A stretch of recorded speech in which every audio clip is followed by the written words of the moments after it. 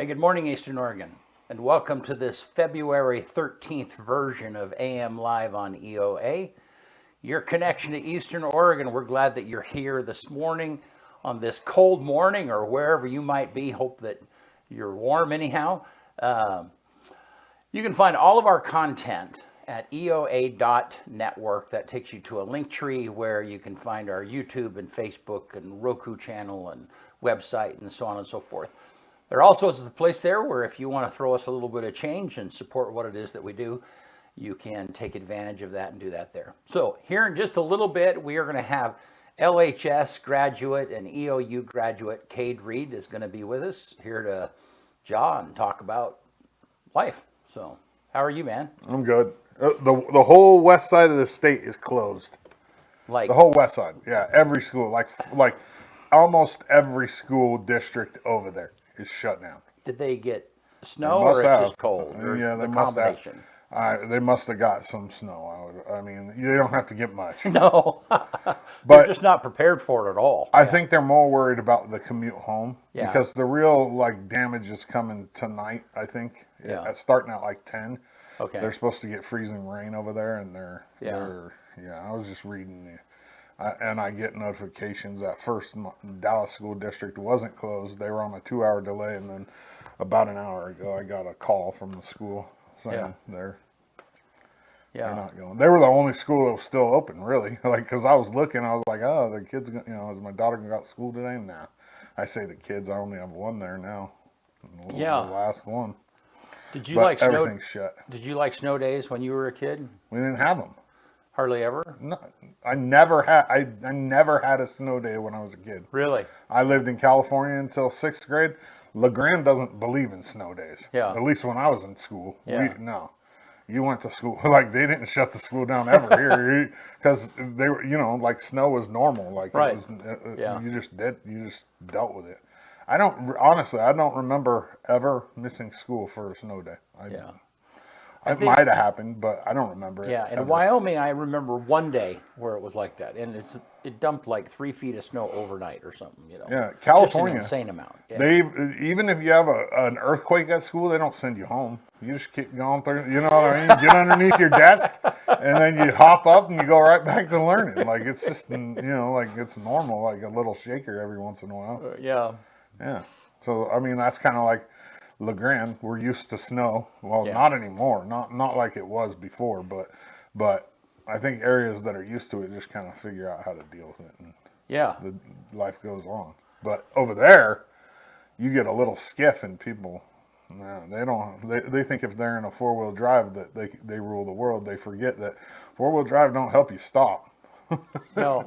And in fact, I was telling you that the other day. Is that when we first had this snow that we have right now, it's like I'd forgotten how to drive on snow. We haven't had it in. Yeah, it only takes a few seconds before you figure out. It's like, oh yeah, that's right. Yep.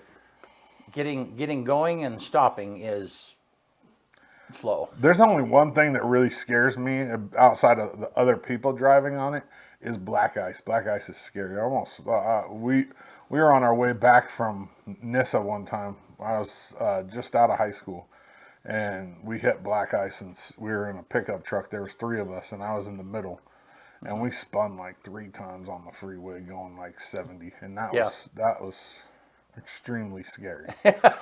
Yeah.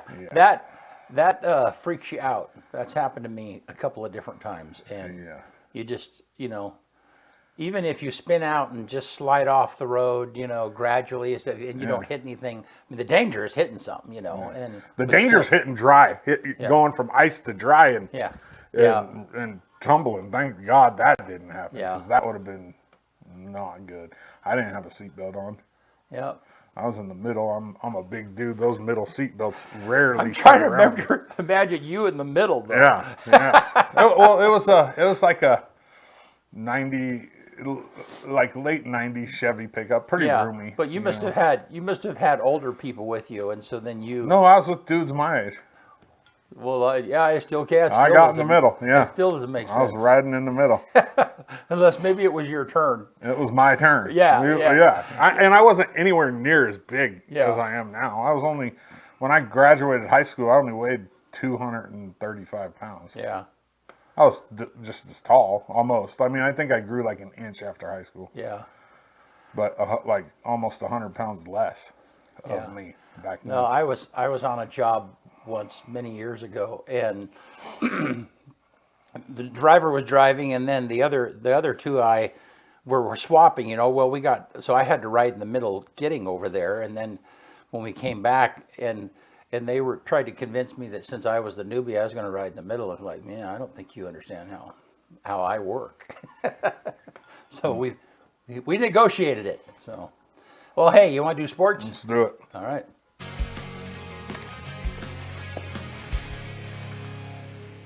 And Sports Report brought to you by Hobby Habit in LeGrand. Magic the Gathering Ather Drift. I think I said that right. You're in the driver's seat.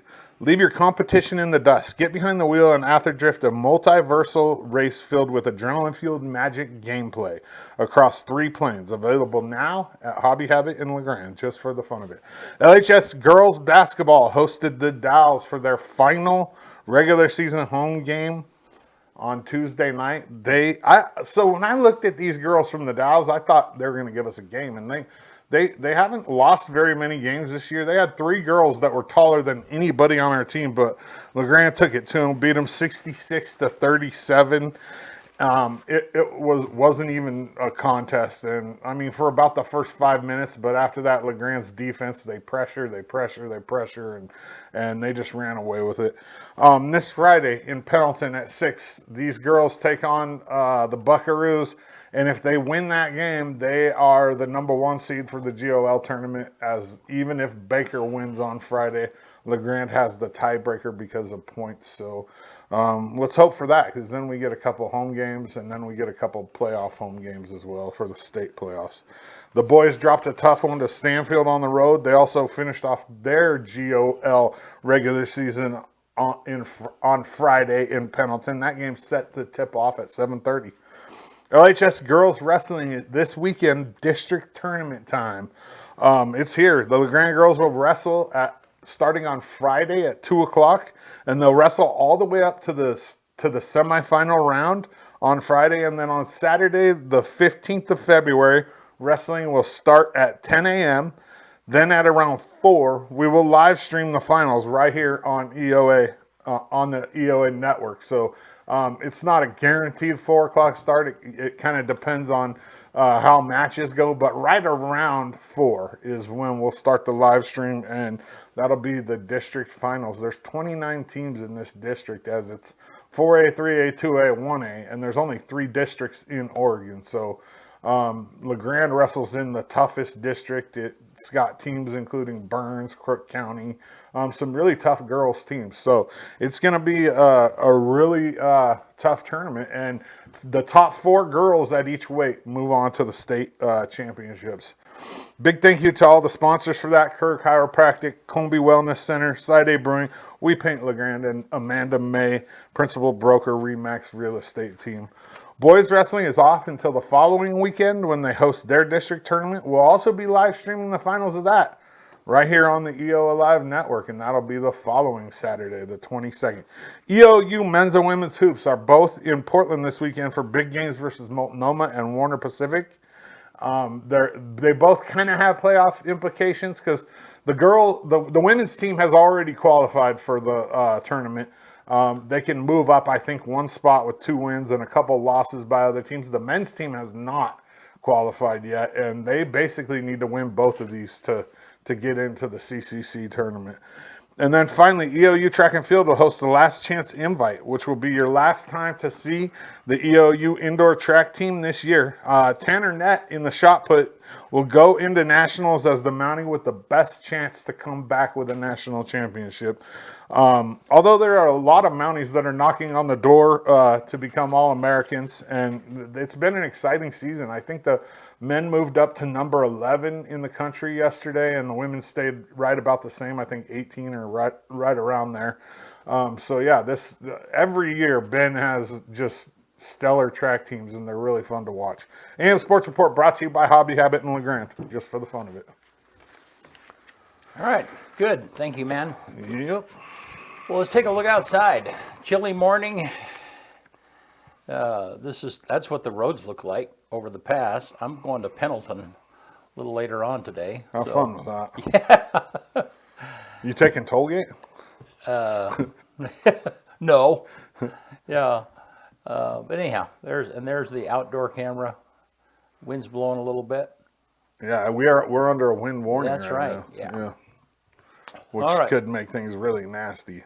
Yeah. I'd hate to be out there. Like, if it does what it's supposed to do and knocks over a bunch of trees and takes out some power, which is likely if trees get knocked over, it would suck to be the power guys out there working in that. Boy, that's the truth. Now let's look at the weather graphic here real quick. So it's the temperature, that's kind of like 25 and 22, so it's not bad. Quite as cold as what it has been. And then, so it looks like the temperatures it's going to be right around there. Yeah, it's not, I feel like this changed from yesterday. Yeah, I think it did too. I think because of that wind came in, I think it got warmer. Yeah. Because I remember seeing, like tonight was supposed to get down to, or was that last night maybe? I don't know. Well, and that was funny because Tanya pointed out when I got home that rather than getting colder overnight, it was actually just getting a little warmer because of the wind that was coming in. Huh. Yeah. I think it's funny to look on like social media and see like all the different like one person will post -1, it's freezing in LeGrand, and then somebody else will post -4, and really it's like 7 degrees outside. Yeah.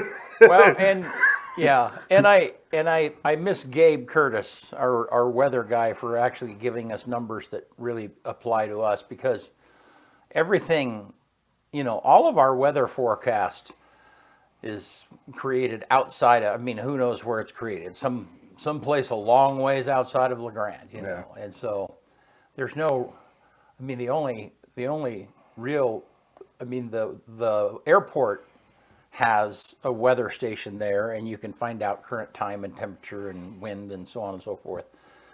But anyhow, if you look, you can't depend on social media though. No. If you look at social media, there'll be 18 different people with 18 different temperatures. Well, right. Because they all got it from a different place. Right. Like right. Grandpa Joe got it from his car that's been sitting in the garage, and he just pulled it outside, and he thinks it's 22 degrees. Yeah. And Susie got it from, like the Portland weather that says it's -4. Yeah. My guess would be that I'll bet 80% of those are from some kind of an app, or it's not actually from a real thermometer that they're looking at, No, right here. Yeah. This little widget on my phone. Yeah, right. Right there.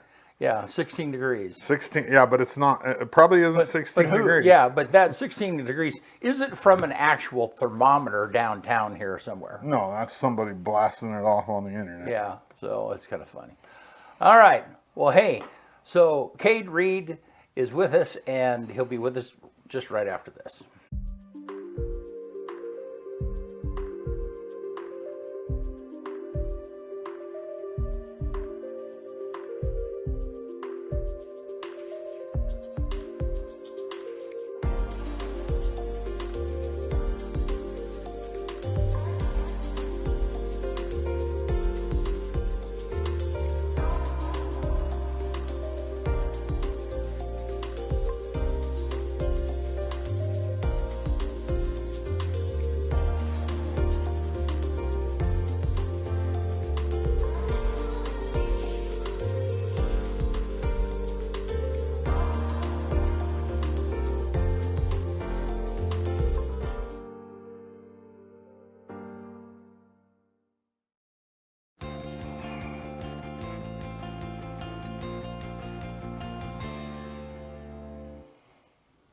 Welcome back to AM Live.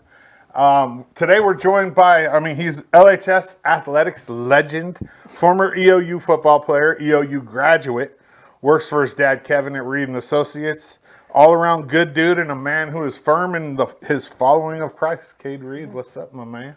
Not a lot. How guys. are you? Thanks for having me. Appreciate you guys for having me on the show. That was quite an introduction. I knew you were going to ask me to do it, so I had one planned out. I don't usually do that, but I like Cade, so he gets the all-star treatment. I don't think I would have corrected anything. Might have been a little bit of an exaggeration there, but Congratulations on your recent wedding. Thank you. It's been, how long's it been? oh man, been about 6 months now. 6 months, man. 6 months of marriage. Anything change? Honestly, not really. I mean, I think you just, at least from a relationship standpoint, just keep trying to build a friendship and kind of go from there. But not as much as I thought. I thought it was, once you get married, everything kind of changes, and it does. I agree with that to some extent, but you still gotta do your best to love each other and all that stuff. So Yeah, for sure. Yep. For sure. Well, I guess let's start. Let's get your background. Let's start at the beginning. Like, where'd you grow up? Obviously, most people know you grew up here, but Yeah. just start at the beginning. yeah, all I really know is LeGrand. I was actually born in Medford, Oregon, but moved to LeGrand when I was probably like 1 year old. Went to Grand Round Academy, private Christian school, and super thankful and blessed that I was able to go through there. After that, I started going to LeGrand Public School, the middle school, when I was in 7th grade. Started, kind of meeting my friends there, and then went to the high school. Played some sports there. Football, basketball, track. Really enjoyed all those. There's differences in all of them, but I met a lot of great people, had a lot of great coaches, and after LeGrand, I graduated, and I had considered EOU. I thought, no, I can't go to EOU. Can't, everyone goes to EOU. So I went to George Fox for a year over in Newburgh, and I ran track there. I love George Fox, but it's an expensive school. Extremely. D3 private schools. Met a lot of really good people there though as well. And I decided, when I could go the next 3 years of my college for the price of 1 year, I figured, hey, I better go to, come back to EOU. And so, yeah, came back to EOU, played football there, which was kind of a change up. Yeah, why? Well, there's kind of a whole story behind it. I won't get into everything.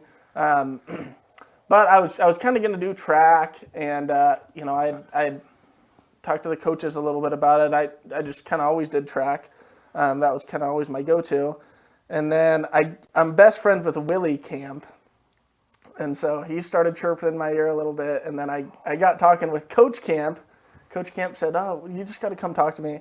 And if you've ever talked to Coach Camp, he's pretty persuasive. Yeah. And so I sat in his office, and he talked me into doing football. And, He could sell ice to an Eskimo. Oh, exactly. There was no saying no. So, ended up playing football, and I did really enjoy it. Yeah. No regrets. So how many years at EOU? How long did it take you to graduate? I was there for 4 years. So 5 total, including the George Fox. When I was a senior in high school, I went on a recruiting trip to George Fox for baseball. Yeah. It's a gorgeous campus. Oh, it's beautiful. And, I love that area over there. It's, that was honestly one of the best years of my life. Yeah. Just I'm like, man, you're close to Portland. You can go to the coast on a weekend. You just have a lot of flexibility. But it is expensive. So was that the number one reason why you came back home, or were you homesick, or? I think I'd be lying if I said I wasn't a little bit homesick. Yeah. I think I miss my family too a little bit, and then I just, I had all my such good friendships here, and I think I definitely miss those too. It's tough when you go to college for the first time and you come back at Christmas break and it's like, man, I haven't seen these guys in 5 months, and then you leave and it's like, I'm not going to see them for another 5 months again. So, I feel like I have a lot of really good friends in LeGrand, and so I think I was a little bit homesick, missed my friends, and I had some friends going to Eastern, so I was like, we'll do Eastern, and it worked out well. So when a lot of people talk about how Coach Camp is really good at making like young men, like good young men. What did EOU, playing football at EOU, teach you? I mean, talk about that a little bit. Yeah, I think a lot of things. I think it taught me, when I had been a part of high school teams that taught me this a little bit, to be, that it's about more than just one person, about more than yourself. But I think EOU made me realize that inside, day in and day out. I remember meetings. I thankfully wasn't one of these guys, but in fall camp, you show up and it's like, who cares if I'm going to be 5 minutes late to a meeting. And there was another freshman that showed up 5 minutes late, and coach. I mean, it was like that is never going to happen again. Right. And you're thinking like, well, that's silly. It's he just wanted to get a little extra sleep or whatever. But on 4th and 2, when the whole team's counting on you, that's the type of thing that makes a difference. So I think it just taught me to be responsible. A big thing was taking accountability for my own actions. Not blaming other people, and I think just being on time, being a man of your word. I think Coach Camp does a lot of great things, really with just building great young men. Yeah. And I think I was probably one of those people that came in. I was maybe a little more mature than some of the guys, but I came in and I grew a lot because of that program, and so I think I'll always probably be thankful for that. You couldn't talk about like complete polar opposite ends of the spectrum talking about track and football, because track is so individual. Yes. What was because track's your favorite sport. It has to be, right? I think so, and I'm coaching track at the high school right now too. So it's like that. I'm really passionate about both. But but in track, how do you show as a coach? How do you show a kid that it's important to still be part of something greater than yourself? Yeah, for sure. I think it's it's tough in the regular season in track when you start looking at does it really matter if we win the MAC High Invitational? Right. Maybe not really, but it's one of those things that, you start winning all those meets. And like I tell kids, really you're competing against yourself, but 8th place matters a lot too. You get 1 point for 8th place, and you get, 10 people that get 8th place, and they might feel like, hey, I didn't get first, dang it. But that's at that point, that's as good at getting first. And so, I think it's just, and it's that same accountability thing, when you have people in a team that, that might be cutting corners or aren't showing up on time every day. I think other people on the team start seeing that. So I think it's really important, like any sport, but track especially, the people, maybe the seniors, like at the high school level, the seniors that a lot of the other kids are looking up to, for them to be there on time and giving 100% in practice, doing everything they can. I think that makes a big difference and helps create that team culture too. Yeah. So, yeah. So let's talk about this, and you might not want to talk about it, but we're going to talk about it anyway. Why didn't you play you had 1 year of eligibility left, why not? Yeah. So my last year, be a little bit of a story too. Yeah. Would have been my 4th year of athletics, if you include me doing a year of track at George Fox. We were playing Montana State Northern, and I was going up to catch a ball. It's funny. Willie's going to probably laugh about this later. But the quarterback was throwing the ball, and Willie went to catch it. Willie kind of tipped it up in the air. And so then the ball's like kind of floating. I remember it like kind of slow-mo. And I go up to catch it, and I catch the ball, but I get hit right under my rib cage here. And so I catch it, and I'm like laying down on the ground. One of my teammates comes up to me, and he's like, hey, man, you're good. Like, let's go back to the huddle. And I'd never had like a serious injury, which I was, super thankful for. But I was like, this, something about this doesn't feel right. So I kind of walked off to the sideline, and I laid down for a little bit. Yeah, which is very abnormal for you. I was there. I was right there. I'm usually trying to jump around or something like that. And I ended up going to the locker room, and then I actually just went home back to my house. I was going to take a nap. The trainer called me and said, hey, you got to come back. We got to release you. And he ended up sending me to the ER, and I ruptured my spleen. I texted you that night, and I did not know that you had went to the hospital. I had no idea. Yep. Yeah. So, kind of a crazy thing. I ended up going to the hospital, pretty much went in for emergency surgery, and then... Did they just take it out at that point? To be honest, I think so. I know I don't have it, so I think they just... they pumped the blood out. There were 2 liters of blood or something. Man. They took the blood out and took the spleen out, and I woke up the next day. I was feeling a lot better than what I was, so... Yeah. Wasn't it like if you would have went to sleep, you would have died, probably? Yeah. They said they wouldn't have been able to life flight me out. So really? To get life flighted to Boise, they said, I might not have made it. So then after the surgery and everything, you still have 1 year of eligibility left. That ended your season right there. yeah. And you were just like, not worth it anymore. Like, Yeah. I mean, it was hard to. I think it was hard to leave. And all those guys. A lot of them had 1 more year left too. The class that I came in with. Yeah. But I kind of felt in a way that was maybe God saying, okay, it might be time to move on. It also just happened to be that my degree had finished up that winter, so it just kind of I rolled into working and becoming an adult, I guess. Do you think like 10 years down the line you're going to regret it? Or were you comfortable with it? Well, that's a great question. I actually haven't thought about that much at all. I mean, I remember I still like to go and watch them. And it's definitely weird going to the games and it's like, after you're a part of the pregame and all that stuff, the hype, and then you just, you sit there in the stands and it's like you don't have any control. And eat a hot dog. Exactly, yeah. You don't have any control. So I think maybe I do feel like I got a good fix of sports in for me, in my opinion at least.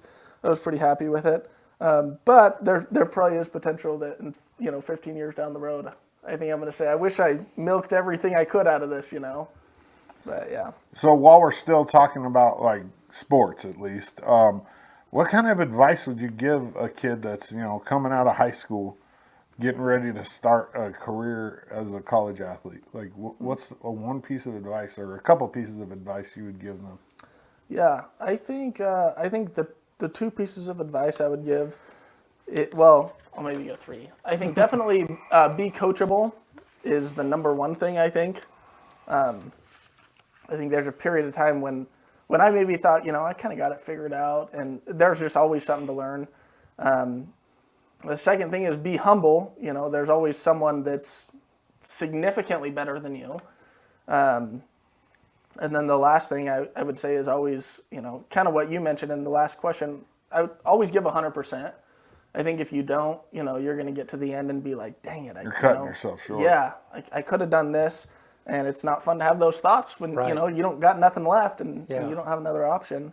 So I would say those 3 things. But I think the number 1 thing is be coachable. Whether you think your coach knows everything or you think he knows nothing, at least all my coaches, they knew more than me, and I should have been, or I needed to listen to them and everything they said. So, what about like in schooling? Because I mean, you were successful in school. You were good grades. You graduated high school, graduated college. What would you tell kids? Basically the same thing, or is there some other things to add when it comes to academics? Yeah, I would say basically the same thing. One thing I struggled with, and a lot of other people, is procrastination.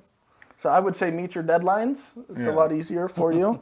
But yeah, I think just working on, college is interesting because there's no one that's going to make you do it at that point. It's like, mom's not over there. Hey, did you turn in that homework assignment last week, honey? Yeah. And you got to figure it out on your own. If you don't turn it in, well, your teacher's just going to give you an F. So I think, just being responsible and again, taking accountability for your own actions, I think is kind of one thing that helped me, realizing, hey, if I don't turn in an assignment, it's my own fault and I got to be better next time and learn from it. Yeah. I'll add something to the athletics part of it. I was a college athlete, and the one thing I would add is every college coach that I've ever known in my entire life is their clock runs 15 minutes prior to the actual time. Yeah. So you have to be in the mindset that if you're not there 15 minutes before, you're late. Oh, yeah. You have to. And that's every college coach. College coaches are never late for anything. It's just part of the culture. It's part of, and there's high accountability when it comes to being on time. And being on time means being on time, early. Which means 15 minutes early. Prepared to start right at 4 o'clock if practice starts at 4. Exactly. Yeah. No, that's so true. I think, Coach Camp. He's a stickler for it. Yeah. Ain't no one else going to be the first one in the office. He is going to be the first one there. You're not beating him. You could probably show up at 3 a.m. this morning and he's already there. Yeah. So yeah, but yeah, that's definitely good advice too. Always try to be the first one there. If you try to be the first one there, you might be the 20th one there, but at least you're not the last one there. What about memories? Like, what's your greatest memory of your time at EOU? It doesn't have to be athletic. It can be just, and it can be a couple if you want. Yeah. I think my greatest memory would probably be the COVID year in football. We had 4 games. Yeah. And it was just we actually ended up not making the playoffs because we lost to C of I and we went 3-1. But that year just a super close team. That was one of the more successful years that I was a part of. Yeah. And I think, I wish we would have beat C of I that year. I think we had a lot of potential. But I think that was just one of my best memories. You really feel the camaraderie, especially when you're doing well too in a team. You kind of feel the confidence and everyone meshes together in a sense. So I'd say that was probably the highlight. And then I would say for academics, I don't know if you guys know Peter Maley and Scott McConnell. Well, of course you know. Yeah. I think those two just made my academic, my academic career. I thought I wouldn't really like economics, and I took some classes from them, and I ended up loving it. I feel like, they're some of the best teachers that I feel like I've ever had. And they were just interesting guys to talk to, Yeah. Scott's a sports dude. Oh, yeah. He's Detroit till he dies. He would talk about the Pistons and why they can't do good because they're blowing their top 10 draft picks. Like, hey, I don't know what to tell you there, but he could draw a supply and demand curve. Right? Yeah. What about while you were in school? Were you thinking that you were going to do something else, or was it always going to be like, I'm going to go work for Dad? And, Yeah, it's funny. I was actually just telling Brent this. When I went to George Fox for a year, I thought I was going to be a dentist. I don't know. I don't even really remember why. I just thought, dentist. It's a good idea. Sure, I'm going to be a dentist. And I took, look at the schedule of classes that I'd be taking, and it's, biochem, yeah, advanced bio, organic chemistry. And I was like, oh my goodness, I don't know if I can do that. So that's when I decided to do business. And I think the insurance thing was, I figured I better try it. You don't really know if you like something until you try it. And I ended up liking it. You just get my biggest thing is, I think, meeting new people, talking with people, and trying to help people. And when you can do those 3 things, I think I could be in a job, any job where I'm going to do those 3 things: meeting people, helping people, and talking with people. So, most influential person in your life? Oh, that is a good question. That's a hard one. That is a hard one, man. I think I have a lot of them. I'd say I definitely think my dad, with his insurance business and just the dad that he's been, I think goes a long way. He's just always been, really good, really supportive, slow to anger, really understanding. And I think it's also, he's a good, businessman for me to look up to.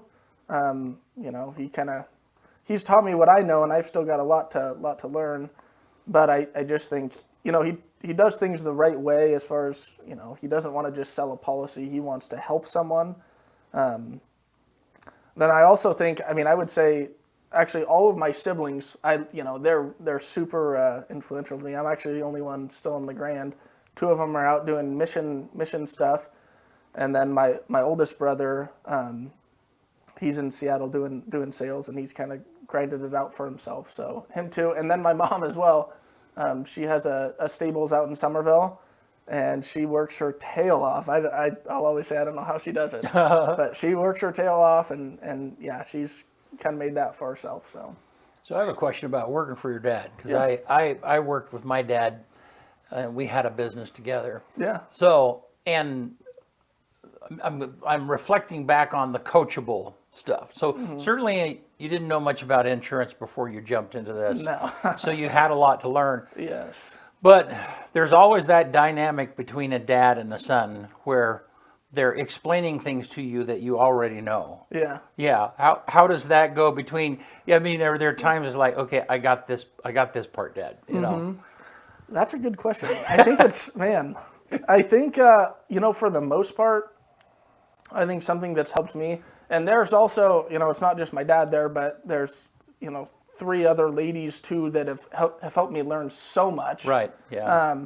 But I think just maybe being able to, because even if I feel like I know it, I'm like, maybe there's something else I could get out of it. And there's just so much to know in insurance and even talking with people. So I think I always, at least in that, I kind of made it something I wanted to do from the start, was try to listen first, let him finish everything. And then if I have to say, well, I did, maybe I did kind of know that, but, maybe I can take this away from it. So Right. try to take something away. And there's almost always been something for me to take away. I don't think I've ever been like, really, Dad? Like you told me that. You told me that yesterday. I don't need that anymore. So, yeah. Well, and unfortunately, the older he gets, the more we tend to repeat ourselves because we forgot that we've told you that already. But yeah. And then the other thing I was wondering is, so why LeGrand? I mean, there's this huge push. Your other siblings are not here because there's this huge push to get out of. What led you to staying? Yeah, I think for me, I think LeGrand's just always been a really good place to me. Like I said, I met, I have just a bunch of good friends here. Some of them have since left. But I just really, and just the community aspect of it, I think it's a great place to raise a family and, have kids. I don't know. I think LeGrand's just a really good place. It's got a soft spot in my heart. My wife is from North Idaho, and she wanted to go back there, but things are, crazy up there as far as, prices to buy a home and all this crazy stuff right now. So I think we're not necessarily set on LeGrand forever, but I have a respect for LeGrand. I like the outdoors and just a good community. Yeah. What about coaching? Like, are you going to stay involved? Like, yeah, what's the plan there? I think it's this is what I've told my wife at least, until we have kids, that could potentially change things just because you want to be there for kids. But I think coaching is just such a cool way for me, to stay involved. And again, it's one of those things that, we just went to a coaching clinic 2 weekends ago. You just learn so much. It's one of those things that you can always learn in. And I really enjoy it. It's a really cool way to try to give back and be with kids and develop someone that's maybe more than themselves. When we talk about the coaching, you coach track and field. Matt Wolcott's the head coach. Yep. He's extremely quiet. How do you learn from him? Like what I mean? I've never been a coach with him, so I don't know that aspect of it. How do you learn from somebody that's just kind of one of those non-talkers basically? Yeah. Well, I think it's I don't know. I think Matt demands us like a certain amount of respect too, because I think the kids also know how much he cares about them. Like, he is probably one of the most caring coaches I've ever met. I mean, yeah, he just, and he wants everyone to feel included. And I know what kind of got him into it was, he felt like before, maybe track wasn't for everyone. And he's like, no, track is for everyone. Like, it's such a cool sport, where everyone can do it. And so I think, and you'd be surprised, he's more, he's more vocal than you might think. But yeah, I think it's really just how much he cares, and the kids respond to that by knowing how much he cares. I've heard a saying that no one cares what you know until they know how much you care. Right. And it's like, when you can tell someone truly cares about you, you want to know what they have to say. And I feel like Matt does a really, really good job of that. Huh. Do you have aspirations to be a head coach one day, or? I think it would be fun. I think I'd have to learn about a lot more events. I don't know. I think I kind of enjoy the specific, like, I'm coaching hurdles and some jumping now. Which is what you did. Yeah. And I kind of enjoy just getting into that just because my knowledge is there. If my knowledge was to expand, I even got a lot to learn, like in jumping and hurdles too. Maybe one day, but for now, I think I'm pretty happy with the hurdles and jumping.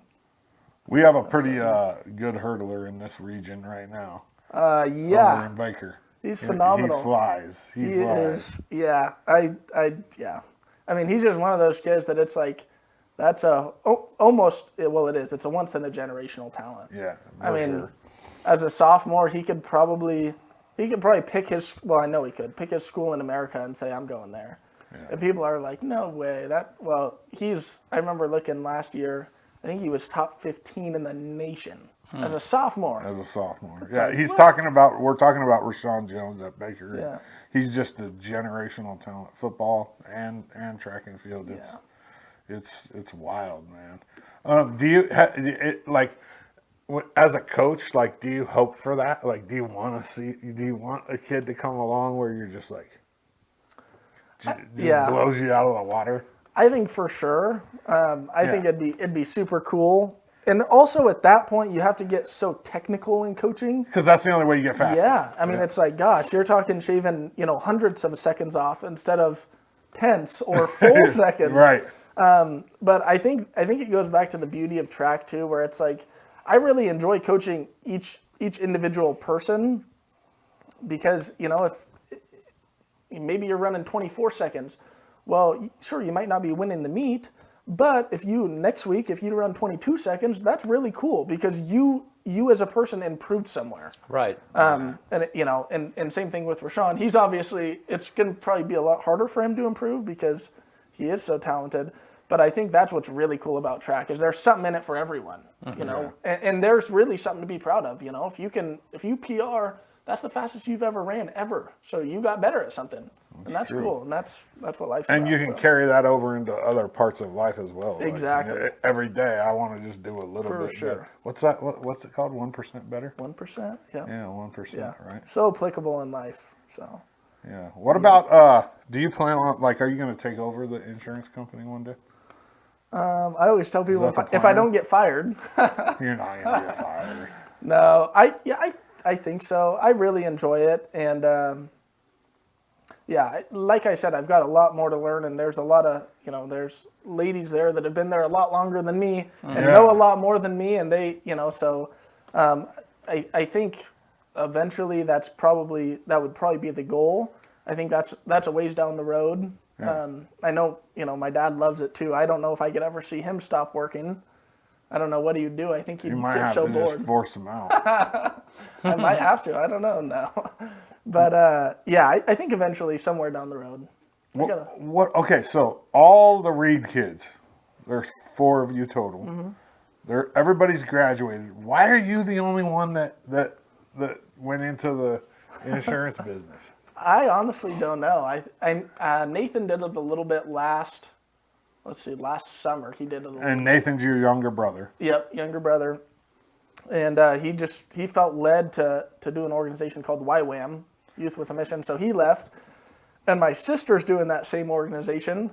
So I guess, the same question might be, why is Cade not doing YWAM? Why is he sitting there in, America? Yeah. Why is he not overseas or something? But yeah, I think it just worked out maybe the best for me. I just started doing it right after I graduated, and I'm maybe the most social out of my siblings too. Where I know my definitely more social than Nathan. There's no doubt. Yeah, and I know my sister too. She tried to help 1 year in our busy season, and she said, "Dad, you could not pay me, whatever amount to come in here. I want nothing to do with it." She doesn't like calling people on the phone, doing that type of stuff. So yeah, she was out, and then I think Nathan enjoys it, but I just think he was led to do the missions work, and he's really enjoying that. So I don't know. He could end up doing it. I would hope he would, but who knows? Well, you want Nathan to eventually come back and be so. Like a brother. Yeah, I think it'd be kind of cool to just to have 2 people doing it too. I think is really cool. And then with your brother, it's like right. Me and Nathan really enjoy each other and we get along super well. So I always thought that'd be really cool, and I think that was always maybe something a little bit in the back of our minds. But also, when you're a kid, it's like you're not thinking about insurance, you're thinking about going out and running around. And Now, were you guys? Did you play sports together? You did, didn't you? Have Yep, we did. So he was actually both at LeGrand and at Eastern. Okay. He was 2 years behind me. So I graduated in 18. He graduated in 20. He had a better high school football team than me. I was gonna just ask you, were you jealous when he won the state championship? No, I think I was super happy for him. I mean, they happy. were, and I was just happy for LeGrand too. Like, I think it's I don't know, a lot of people, I think, especially in Eastern Oregon, we've been pretty blessed with some good teams. Like Baker wins, they won state in basketball Last and year, golf yep.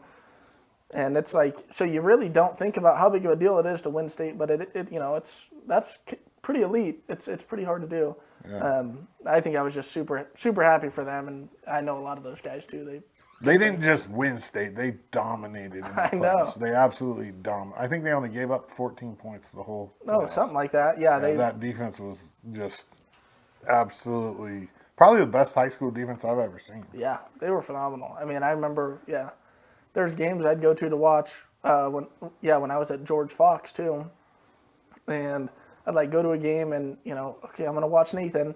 And you only get to watch the first half because they're up by 40 at halftime. Yeah, It's like, and they put in the younger kids for sure. Yep. For sure. Do you miss like you've been out of football for a year now? Over a year. 2 years. 2 years. Yeah. Do you miss it? Like, do you ever want to maybe get into coaching that?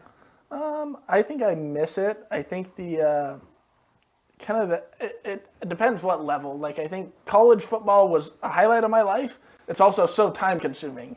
It's like, I mean, I don't want to say controls your life because it's a good thing, but I mean, you have all these schedules. Job. Yeah, it's like, that is your life for when you're doing it. Mm-hmm.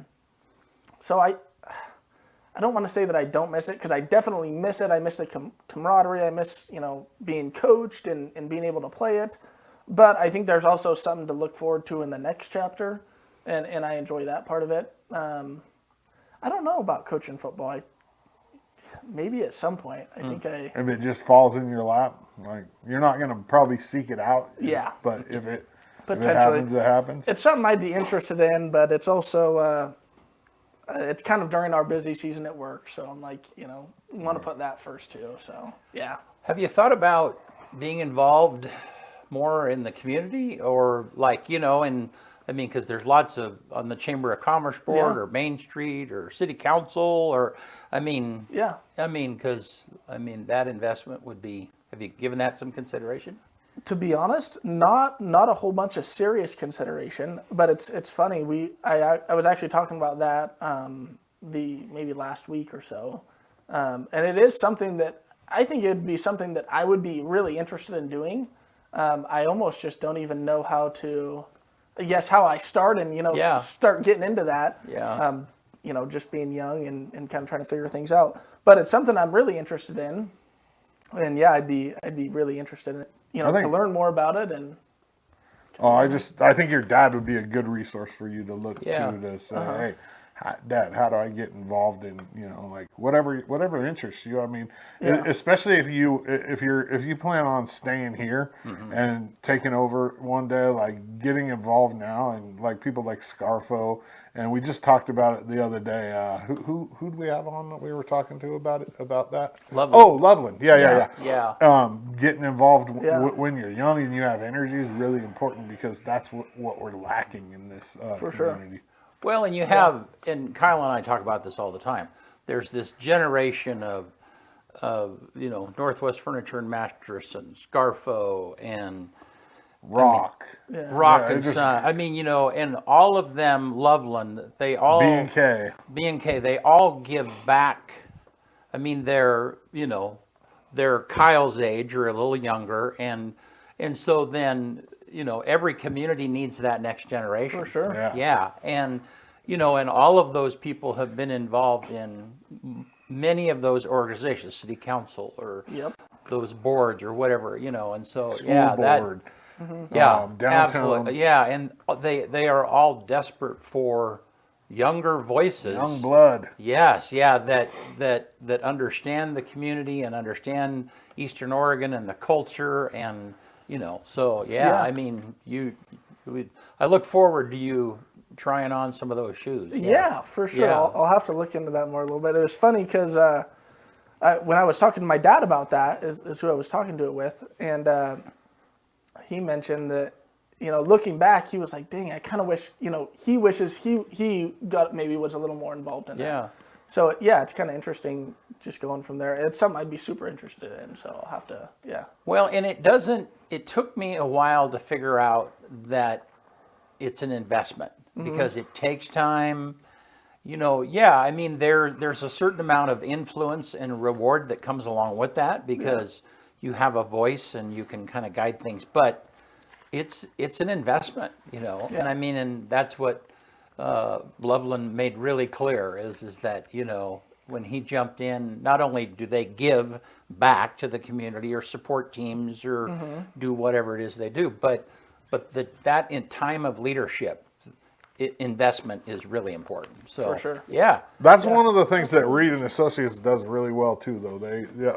They do anytime there's anything needed, your dad steps up. Like he's always willing to help when it comes to our community and especially the youth. Like and I want you to carry that. I'm going to hold you accountable for that. Yeah. Like As I you will too. should. Yeah, I will. I mean, We have a joke around the office that if a kid comes in, it doesn't matter. I think this Christmas he had already bought 4 Poinsettias or something. If a kid comes in, he can't say no. Right. Which is a really cool thing because well, I mean, that's if important. If you're in the position to help in your community, I think you should. I mean, it's kind of like it should be. I don't want to say automatic, but like it's like especially like when it comes to the youth. The youth are the future. You know what I mean? And that we live in a community that's somewhat poor. Like we're not a rich community by any means. Yeah. So like when you especially if it's a kid that's like actually showing up and like doing like putting in work to make a little bit of money for their team or for whatever they're trying to do, it's like, oh, okay, I get it. For sure. Gotta support them. Yep. Yeah. Yep. 100%. How can people get a hold of you if they want to know more about their insurance options? Yeah, you can go to our website, which is, I believe it's reed-insurance.net. You can also call us. Our phone number is 541-975-1364. And yeah, we're always happy to help answer questions or whatever it may be. We're happy to do whatever we can. Hit me with that phone number one more time. 541 975-1364. I've said that a lot of times on air, Yeah. but I don't remember it. There's Flows just so more many. naturally There's on so there. many. There's so many of them like in my head that I've said, but I don't. And I remember numbers really well, better than people's names and things. But I just don't like. It's almost like I shut it out because I don't want to confuse like somebody's number with some other business or you know what I mean. Like Mixing them all up. Yeah. Awesome. Oh man. Well, it's kind of funny. Before we quit, just so the last few years of Ken Kennedy's life, he called games for us, and he was an amazing talent in that he could call a game and keep the record. What's that? Stats. To keep the stats at the same time. Yeah, and he loved. He really wanted. I mean, when we do games now, I mean, as soon as the game is over, the stream starts, and Ken insisted on, no, I need about 5 minutes of commercials, and then I want to come back and give all the stats. I mean, that was part of what he wanted to do, and it was funny because he would get a call from your dad, and it'd be like, yeah, on this one play, you had that he wrote 5. One of you guys had gone 5 yards, but it was actually 7, and so the total should be. Really? That's funny. I haven't heard that yet. That's really funny. Yeah. So that doesn't surprise. I mean, passionate about your kids, man. Yeah, like, wow. he was super. Yeah, so your dad That's funny. he was keeping as close as stats as. That's pretty funny. I was gonna say that, man, keeping those stats that's not a. I don't think I would ever be able to do that. Watch a game and jot it down. Football stats are the hardest to keep. Yeah, I remember in I was probably in middle school or even younger than that. and I would watch my older brother play. And I remember, on the radio, you used to hear and so-and-so 4 receptions for 67 yards, Yeah. and kind of interesting. But it's a lot of work you got to, write down every play and exactly what happened. That's crazy. No, there was, I've told Kyle this story. So we were doing a game. This was the last season that Ken called for us. And he'd done radio for years and years, but he loved the video. He just loved it, the video aspect. So we were in Pendleton on the side of a hill, and it was getting dark. And so he's at a table this size, and he's calling the game, watching the game, calling the game. We had a monitor that he could look at replays, and he's calling stats. Well, the wind comes up, okay? We had a lamp there, and so the wind comes up, and so Tanya literally is standing beside him, holding down his paper with a light so that he can continue. He probably played. Yeah, probably did. Yeah, game. yeah. And so it was the craziest thing I've ever seen. It's like, okay. Yeah. That's awesome, though. That's awesome. That's something that he was super passionate about. And I've never heard the stories about my dad either. Yeah. Where do you in Pendleton? You like playing at the high school better or rodeo grounds? I don't ever think I played at the rodeo grounds. You didn't? I don't think so. I don't remember. Yeah, I don't remember us doing games. Well, we didn't do all the Pendleton games. Well, I think my gosh, I can't even remember. Yeah. I think my freshman year I was JV, and then sophomore year we played here. Junior, or maybe vice versa. Yeah, because the only time I played over there, league. Yeah. See, and I think that was again. Did you play with Peasley? Yeah. So that was the game that Peasley hurdled a dude. Yeah. Yeah. And he got a flag for it. Yeah, he did. You can't hurl in high school. Like, what? That's awesome.